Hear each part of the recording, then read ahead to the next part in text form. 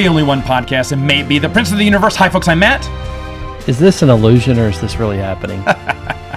It's like deja vu. Hey, it's Wes. Hey, it's Groundhog's Day. What just happened here? What happened was the laptop, during part one, we were halfway through the episode. Suddenly a computer shuts down. I don't know what happened, if I hit something, and then I noticed I forgot to plug it in. It was dying. It was funny because I left it on the charger this morning, but somebody must have taken it off the charger to plug in her own personal laptop. Don't know who that was, but anyway, Carmen San Diego, obviously. It did not get its charge like it was supposed to today, so now you're charged up. So now, what I hate to do, which happens not a lot, but from time to time, we're going to have to repeat a little bit. We're skipping some of our, I think it was about 5 minutes of dialogue. Sure. Previous chit. And we're going to go straight to the topic again. Maybe at an accelerated pace through the first one. Spiderman, the animated series. Boom. That was the one we had just talked about, and we were dipping our, probably middle toe into X-Men. Kind of already warming into the conversation by then. So, dipping and warming. This is my kind of conversation. There we go. So, I made the admission to you that I'd never seen the 90s Spider-Man cartoon. You in return were like, why not? I could not answer that because I think I was still watching some cartoon. I don't know what. I'm sure I was watching cartoons through Were you high watching school. Power Rangers or something? Nope. I don't know. How old were you when Spider-Man came out? How old were we? I think it was in like 93 when it came out. Wow, 1 year after, wasn't X-Men in 92? Mm-hmm. Holy cow. Yep. Maybe it was 94 I don't know. at the latest. Maybe there was another, cartoon coming out at the same time on a different channel, and I watched that instead. Gotcha. I would not know what that cartoon would be off the top of my head. But and the thing is, I love Spider-Man. We talked a little bit about, wow, that's all gone too. We talked about Amazing Spider-Man. Spider-Man and His Amazing Friends, when I honestly bought into Iceman and Firestar and Spider-Man living in a flat, and you went even further and said, yes, he was living with Aunt May, who I'd forgotten, and a dog named Ms. Lion. Wow. Is that the one that Aunt May petted? That was her comfort I think they animal? yes. Service animal. Okay. It was for everyone. Yes. Okay. She knew their secret identities also. Yes. Wink, wink. Nudge, nudge. Say no more. So, so just to make sure they weren't living life like Three's Company, she was there to kind of set law and order down to make sure no midnight nookie Unfortunately, for Spider-Man. Firestar was not wearing some short Jack Tripper shorts. No, she was not. But she was in a tight jumpsuit that you had mentioned was PG-13 at the time. Yes. Yeah, for the 80s it was. It's very, very tight. I have the P for it. Okay. There you go. Nice to know. But do you think Firestar would have gone for Spider-Man or Iceman? Ooh. I mean, opposites attract. So Iceman would be the obvious, but Spider-Man was like the episodes. There was like certain episodes where it seemed like they were both vying for her attention. Oh, see, you remember this show way better than I do. Well, I've rewatched it. And okay. We're going to dip into this because this is nice. I like how it's a new conversation here. Okay. What made you rewatch it first off? I loved Spider-Man and His Amazing Friends. Too. How's it hold up on a fair par? Because we have to give a lower bar for these. But as older cartoons go, I think it has its silly parts, but it's much better. It holds up better than Super Friends. I was going to say that. Yeah, I rewatched all Super Friends. We rewatched them. Yeah, and they were very silly at parts, but lovable silly. And then they were just very bad at parts. My favorite season, I think, was 2. I think we talked about whatever when they did the public announcements and everything, the public service announcements, and the kids smoking. And Superman's like, "You shouldn't smoke." Really, Superman, you got better things to do with your time, and all this.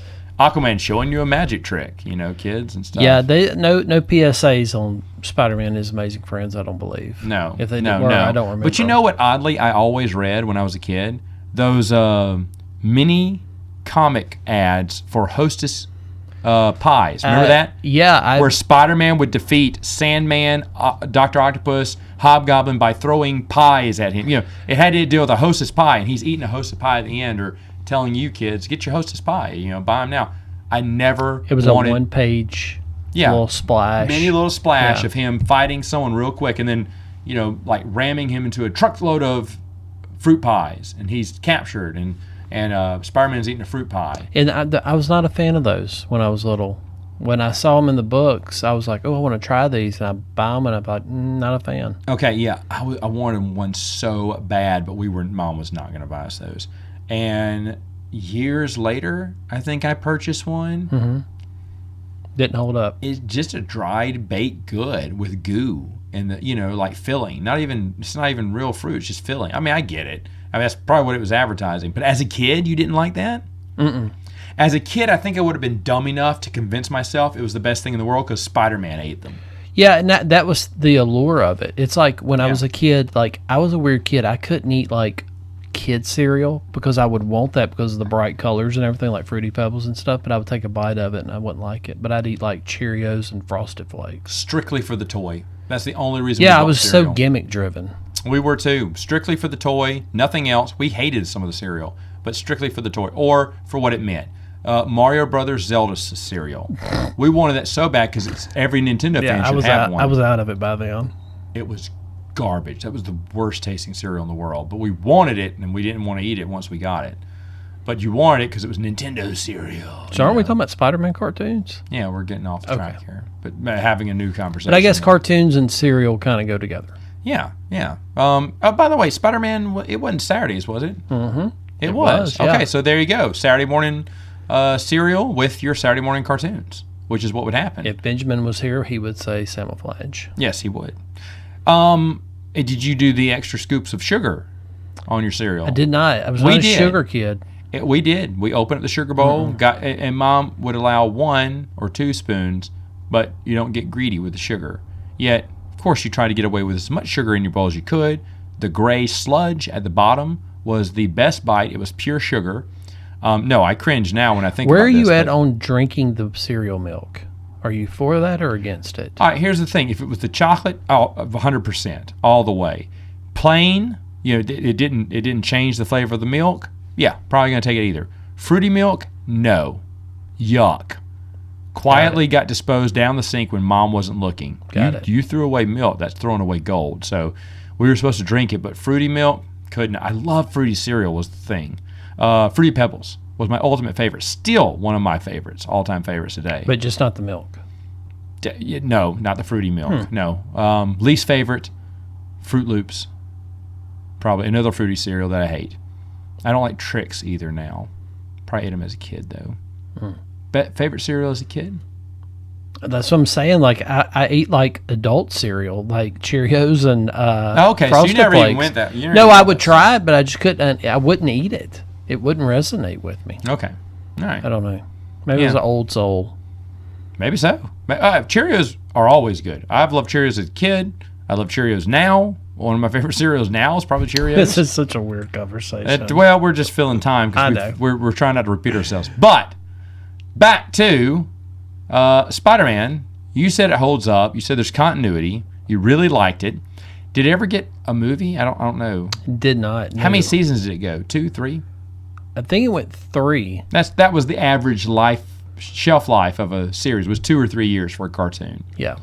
And no one's talked about picking that up again. They didn't start the Spider-Verse, They've did they, done from there? so many Spider-Man cartoons since then. Though. Has anything connected? 10. Has any other cartoon connected with the Spider-Man cartoon? Well, there's an animated movie called Enter the Spider-Verse, I think, from a few years ago. Yes. That I don't know if it connects that, but that's like one of. I saw part of it, and I've heard rave reviews. Into the Spider-Verse, you never seen? It's good. Yeah, I've heard it was It's great. good. Yeah, it's good. I was not interested in seeing it. Everyone said it's amazing. We watched it. It's fun. It's a fun movie. Yeah. They're doing a sequel to it, I believe. Yep. That's what I've heard. I mean, maybe when it's streaming, I'll watch it. But the first one's fine. Yeah, it's a good movie. Worth watching. But yeah, 90s Spider-Man was really good. 90s Spider-Man. All right. X-Men, I did watch. came out earlier, as we established. We talked about liking the theme song. I like the little bell. It obviously had a better theme song than Spider-Man. It was different. Spider-Man has this real different, like almost like it's a overly synthesized or robotic sounding. I would just keep saying Spider-Man over the music. So it's not bad, but it's just that Spider-Man. I think wasn't that? No, I'm not going to try to redo it. Okay. Yeah, I'm going to leave that for the imagination. Yeah. But the X-Men music is definitely the catchier. Yeah. Of the two. Yeah, I think so too.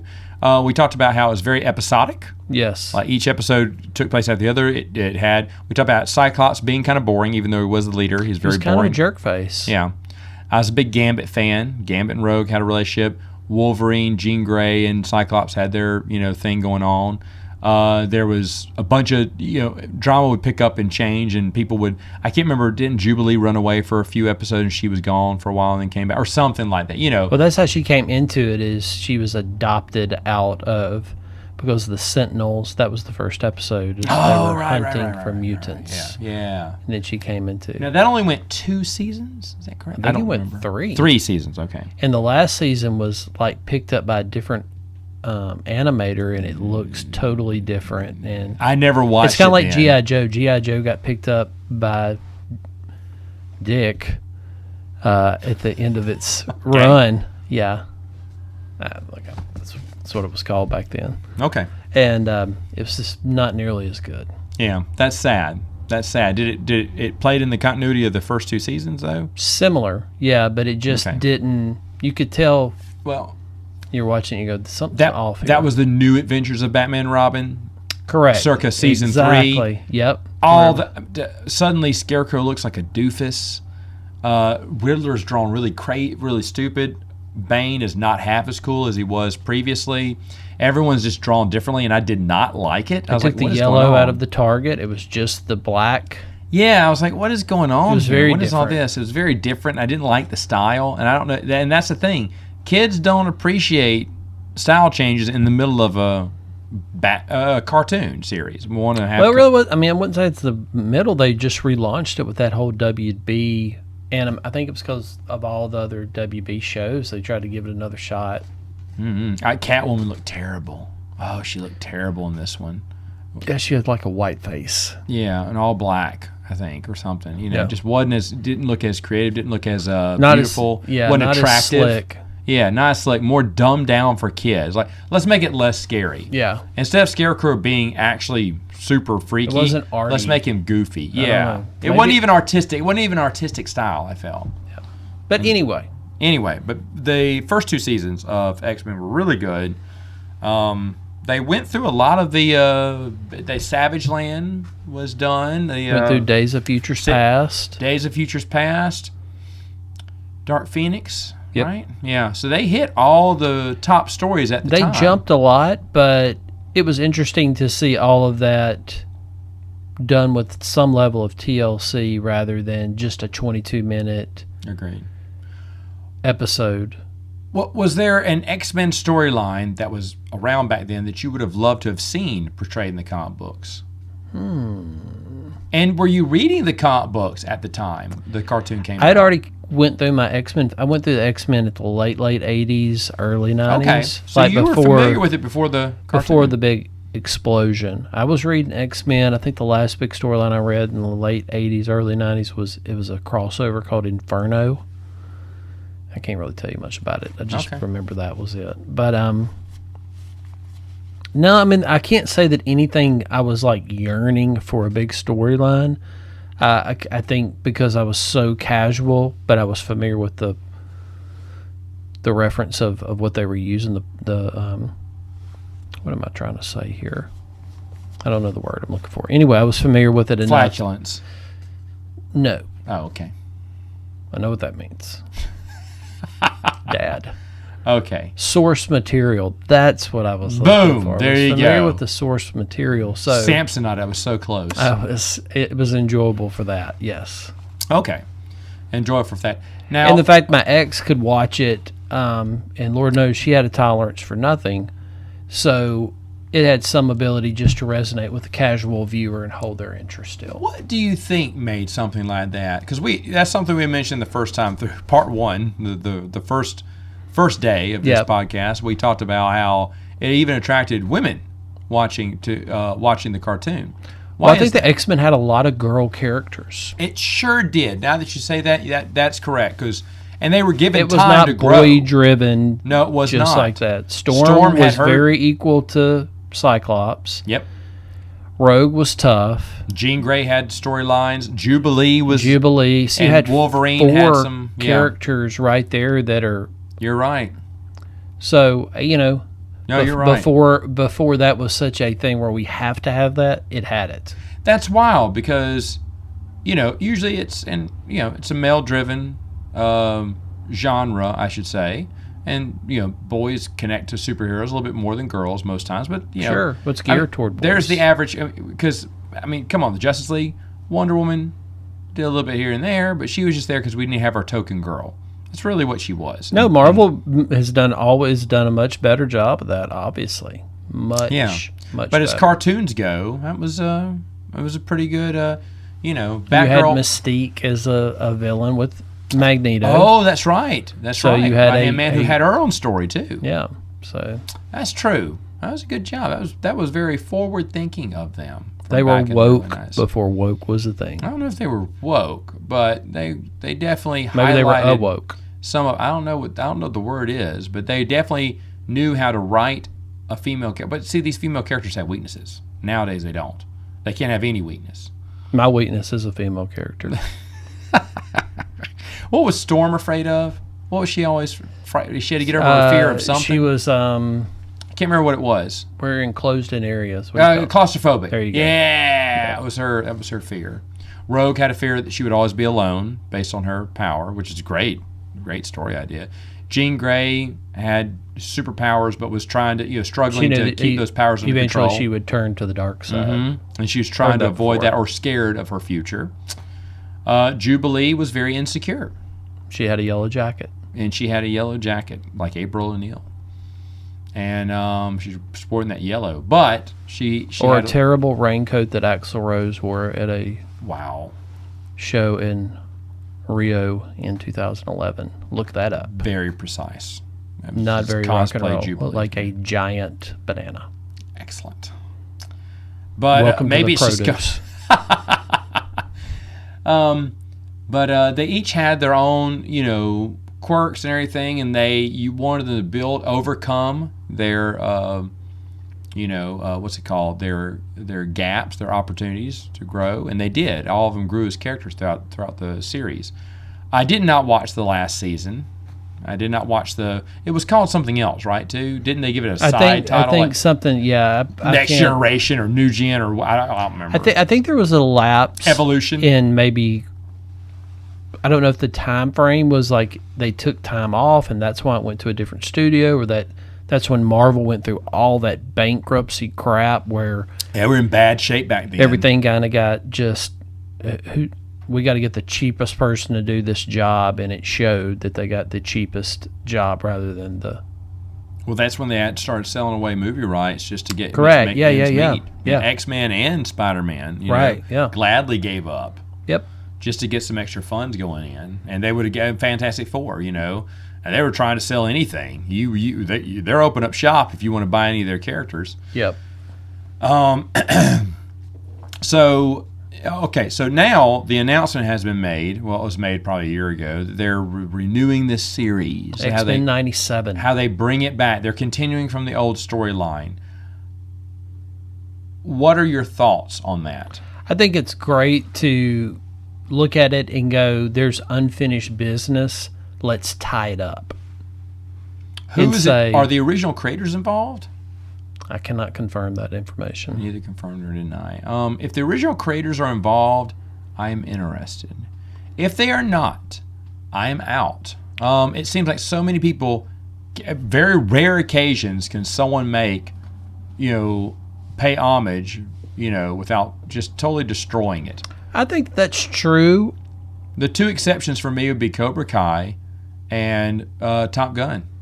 Yeah, it's the thing is, if you're going to write this love letter, you got to know where it's going to end. Yeah. And it can't go, hey, we're going to do 12 episodes, and then you get to the 12th episode and they go, that's awesome. Can we do 18? You go, no, we're going to do 12. This is it. This is the story. This is where we wrap up. But I mean, I can see that in movies, maybe they stretch it out, or like a stream, but a cartoon, I can't see them that being like a Cobra Kai But revenue source. These days, you bring things back, you shove nostalgia down people's throats, and you expect them to love it because look at this. Now, I have not seen the new He-Man. I don't know. There's been people who love it. Bruce loves it. Other people hate it. I've never seen it. Do you watch it? I watched that. Yeah, I watched the first episode. How was Kevin Smith's He-Man? Not everything I'd hoped it would be. Obviously not that good. You just told me you watched the first episode and you were done. Yeah, it didn't. I think that also, because it's supposed to be a continuation from the cartoon, correct? Right, but it's not. It's got a different vibe, and that's okay. But they pitched it to you like an official continuation from the cartoon. Right, just don't sell me that. Tell me, say it's a different spin on it, so I go into it with the right point of view. Well, I hear the same thing about the Willow TV show. I enjoyed Willow the movie. Classic. Used to watch it all the time back on VHS. Loved it. Heard about the new show. Got really excited. Didn't get to, it kind of came out around Christmas or something, didn't it, or something? And Yeah. I'm too busy. I don't know why they keep doing shows then, because I got other stuff to do. But when I finally It's all about remembered that content. When I finally remembered it, it was like 3-4 episodes deep, and it was getting ravaged in reviews, and everyone who's seen it that I know says don't. It's garbage. And they're hurt too. It's not like it's like a man. I really wish this. Well, here's a good question. When's the last time you watched Willow? I mean, it's been a while. And Has Willow, it been 20 years? I mean, Willow has. I mean, this is 88, right? Something like that. Yeah, 88. So you're looking at claymation. You're looking at green screen. Right. That's what I'm saying. 35 years. So when is the last time you think you've watched it? I don't know. Mid 90s, late 90s. Well, that's what I'm saying. I think that a lot of that stuff, the better way to do it, and that's how, and I'll just use my point of reference. I try to watch the original and then watch that, so I'm not going into it with thinking about what it was then, because you have a better idea. Like you watch it now with a different point of view, and you go, "Oh, this is great," or you go, "Oh, this is kind of not that good." Yeah, I think I would enjoy it because Val Kilmer, I remember as Mad Markin, was good. I'm sure he was on fire back then. And that was, I think, his breakout role, wasn't it? No. Oh, well, no. I guess that's Top Gun. Yeah, by far. Yeah. But the thing is, though, he's on a roll at this point. He dominates the mid-'90s, early to mid-'90s. And he's excellent in this. I bet he still holds up. Is he in the show? Not that I know of. I was about to say, I think his character, so. They're searching for his character. So maybe he'll come in season 2. I don't know. But I've heard just terrible things about it. I don't watch Hocus Pocus. I don't care about Hocus Pocus. I was too old for Hocus Pocus. Did you watch Hocus Pocus? Mm-mm. Okay. Yeah. My wife's a big fan. My sister-in-law is a huge fan of Hocus Pocus. Hocus Pocus 2 came out. Everyone was excited. My wife goes, what a letdown. The daycare owner that we take our kids to, she's a big Hocus Pocus fan as a little girl. Hocus Pocus 2, huge letdown for her. So it's just terrible. My sister-in-law, who I thought would just outright refuse to admit Hocus Pocus can be bad, because, I mean, she is the biggest Hocus Pocus fan I know, and she said Hocus Pocus 2 was garbage. And I think that's just a lesson in becoming an adult and realizing you have to be, objective rather than just subjective about things. Well, I think there is a difference, though. It didn't seem to honor the source, the original, the source material, whatever. You look at Top Gun Maverick. What did it do right? It basically just regurgitates a lot of the same story, but instead of Goose, his name is, I can't remember now. But don't you think that, isn't that a lot to do with Tom Cruise having a very hands-on? Perhaps, but I also felt that all these characters they introduced in the second one, I felt like they were part of the first one, even though they weren't. I know physically, John Hamm was not in the first movie, and he was the ace of the class of '88. 2 years after Tom Cruise. And the thing is, though, I feel like, wow, I may have missed that movie, but this sounds interesting. Ed Harris, I had to IMDb to see if he was in the first movie because I'd just forgotten, and it felt like he was. Jennifer Connelly, who I knew was not in the first movie, feels like she's an original. I mean, all the characters felt true. I mean, yes, it is a credit to acting, but you also have to have great writing in there to make us feel about it. No, I agree with that too. And Top Gun was a movie that had sat in this weird purgatory for years. It never needed a sequel. And then when it got out, this new one, when it finally was released, it was. I think it's kind of like the Spider-Man Homecoming, or whatever. We always screw the last name of it up. Whatever it was, the last. Yeah, Spider-Man. it was just like, oh, this feels like going to the movies. It's a good feeling. Yeah, and that's how that Top Gun was. And I'll tell you the difference between I love that. We both love the last Spider-Man movie. The thing is, I had a good idea of what it was going to be. It definitely exceeded expectations. I thought it was going to be the regular cameo, a few jokes, and then gone. I did not know they were going to tie in. We did a whole podcast on this. How it tied in each character and made them each feel more than just a cameo. Correct. It was done perfect, and not just them, but Tom Holland's storyline, excellent. Yeah. That is the best Marvel movie. That beats Avengers for me. And it's a shame this came out now because now no other movie will beat Spider-Man. I feel like Marvel movie. I think Marvel is in trouble. Yeah, now. I think a lot of people say that Avengers was Marvel's swan song. Yeah, and not to me, Spider-Man was. Yeah, they dropped the mic after that. They said Avengers who. Yeah. Really fan because they make more than just cameo appearances. They make these purposeful character story arcs. Top Gun Maverick, I had, and I said this on a podcast. I did not even include it in my top 5 that last year because I said it's been in purgatory for 2 years now At least. And it was supposed to come out in 2020, got delayed 2021. Now finally 2022. It's like, you know what? In 2020 it was in my top 5, and 2021, it was bottom 5. And then in 2022, I said, I don't care. I'll watch it when it comes out on stream. I had a good friend of ours, Brandon Moore, said the same thing, and then he was upside down about how good it was. I could not, because I heard a lot of people saying it was great, and I was thinking, okay, you just can't, we're coming out of COVID. You're finally getting to go to the movie theater, and you'll say anything. They could show 2 Avengers, 1 Harry Cup. and the Hendersons. Yeah, there you go. And everyone would say it was great, because they haven't been back to the movie theater. It's the movie theater experience that was great. The movie wasn't that good. And that's what I thought I was walking into. So I had a very low opinion going in. And I walked out just like Brandon, more probably, and with my mouth open going, wow, I cannot believe that it lived up to the hype. Right. Very rarely, because I'm told all the time, it's the best movie ever. And I'm like, whatever. When I hear everybody saying that, I don't believe it. Yeah. Not because I'm a skeptic, just because usually it's not that good. But that one, excellent. Excellent. I don't know how he does it, but he did it. So for me, if the originals are included, I'm interested.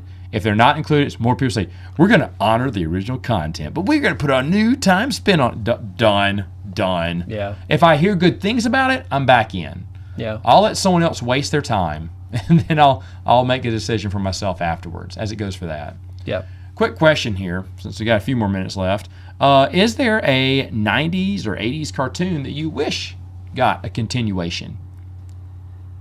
Anything you said, ooh, wish we could bring that back? Mine would have been Batman the Animated Series, but since there's no Kevin Conroy, I do not want that back. I do not want anyone else I think voicing. that. Yeah, I think. Mark Hamill said he's officially now retired Joker. Because the deal was he never does Joker unless Kevin Conroy is Batman. Because when they'd ask him, say, hey, they want you to do Joker, he'd ask his agent, is Kevin in? They said, yes. Then he'd say, I'm in. But if Kevin wasn't in, he'd go, I think Mark Hamill, he's just a likable guy. Well, he's the ultimate baby face. Well, yeah, as the Joker. But he said that, he and Kevin had a good working relationship. And he's right. He said, we were just perfect together. Just perfect. We played off each other well, as voice actors, and I believe that you have a chemistry even between voice actors. I think it's hard to revisit it. Here's the thing for me: it's hard to revisit 80s and 90s animation unless you're going to give it some 80s and 90s animation feel. Because if it's too, I would do that. I would keep the same animation. Yeah, it doesn't feel like we talked about when everything kind of gets a different cook in the kitchen. Mm-hmm. So that to me is the big worry of that. as we've been talking about, I think that seeing Spider-Man as Amazing Friends, I think that would be an interesting take. original but make animation. Make it funny. Yeah. In today's world, I think that would be a good spin on it. That's a great one. Mine would be Super Friends and give it the same spin. Yeah. Keep the campiness, but give it a little bit better. Uplift that storyline. Yeah. All right, folks, let us know in the comments what cartoon you'd like to see come back if they could. And yes or no, are you interested in the new X-Men cartoon? And do you drink your milk after you finish your cereal? Oh, yeah. Tell us that That's the question I want answered. Yeah, there you go. And we'll see you next time on Princes of the Universe.